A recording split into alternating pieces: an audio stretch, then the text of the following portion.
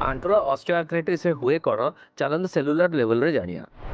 ଏତେ ପର୍ଯ୍ୟନ୍ତ ଆପଣମାନେ ଜାଣିସାରିଥିବେ ଯେ ଅସ୍ଟିଓଆର୍ଥ୍ରାଇଟିସ୍‌ରେ କାର୍ଟିଲେଜ୍‌ଟି ଧୀରେ ଧୀରେ ସରିଯାଏ। ତେଣୁ ଏଇ ନରମ ପରତ କାର୍ଟିଲେଜ୍‌ରେ 4ଟି ମେନ୍ ଜିନିଷ ଥାଏ। ଗୋଟେ ପାଣି ଥାଏ ମାନେ ୱାଟର 70%, କୋଲାଜେନ୍ ଟାଇପ୍ 2, ପ୍ରୋଟିଓଗ୍ଲାଇକାନ୍ ଆଉ କଣ୍ଡ୍ରୋସାଇଟ୍ସ। ଅସ୍ଟିଓଆର୍ଥ୍ରାଇଟିସ୍ ଷ୍ଟାର୍ଟ ହେବା ସହିତ କାର୍ଟିଲେଜ୍‌ରେ ଥିବା ପାଣି ୱାଟରର କଣ୍ଟେଣ୍ଟ ଧୀରେ ଧୀରେ ବଢ଼େ ଆଉ ସେଇଟା ସଫ୍ଟ କରିଦିଏ। ପ୍ରୋଟିଓଗ୍ଲାଇକାନ୍ ଯେଉଁଟାକି କାର୍ଟିଲେଜ୍‌ର ସକ୍ ଆବଜର୍ଭର, ଧୀରେ ଧୀରେ ସେଇଟା ଡିଷ୍ଟ୍ରୟ ହେବା ଷ୍ଟାର୍ଟ ହୁଏ ଆଉ ସେ ପାଣି ଧରିବାର କ୍ଷମତା କମିଯାଏ। ସେଥିପାଇଁ ତା'ର ଇଲାଷ୍ଟିକ୍ ରିକଏଲ୍ ମଧ୍ୟ ପଳାଏ। ଟାଇପ୍ 2 କୋଲାଜେନ୍‌ର ଯେଉଁ ନେଟୱାର୍କଟି ତାର ଭିତରେ ଥାଏ, ଧୀରେ ଧୀରେ ସେଇଟା ଭାଙ୍ଗିବା ଷ୍ଟାର୍ଟ ହୁଏ ଆଉ ଅଣ୍ଡର ପ୍ରେସର ସେଥିରେ କ୍ରାକ୍ ପଡ଼ିବା ବି ଆରମ୍ଭ ହେଇଯାଏ।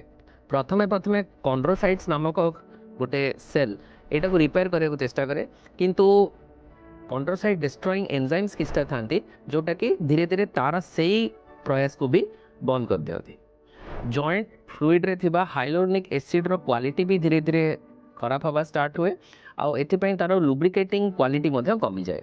ତେଣୁ ପାଣିର କଣ୍ଟେଣ୍ଟ ବଢ଼ିଯିବା, ପ୍ରୋଟିଓଗ୍ଲାଇକାନ୍ ଡ୍ୟାମେଜ୍ ହେବା, କାର୍ଟିଲେଜ୍ ବା କୋଲାଜେନ୍‌ରେ କ୍ରାକ୍ ପଡ଼ିବା, ହାଇଲୋନିକ୍ ଏସିଡ଼୍ର କ୍ୱାଲିଟି ଖରାପ ହେଇଯିବା ଆଉ କଣ୍ଡ୍ରୋସାଇଟ୍ ଡ୍ୟାମେଜ୍ ହେବା ଫଳରେ କାର୍ଟିଲେଜ୍‌ଟି ଗ୍ରାଜୁଆଲି ଧୀରେ ଧୀରେ ସରି ସରି ଆସେ। ଏମିତି ବହୁତ ଗୁଡ଼ାଏ ଫ୍ୟାକ୍ଟର୍ସ ଅଛି ଯେଉଁଟାକି ମାଇକ୍ରୋ ଲେଭେଲରେ ଏଇସବୁ ଜିନିଷ ଯେଉଁଟା ମୁଁ ଡିସ୍କସ୍ କଲି କରାଏ।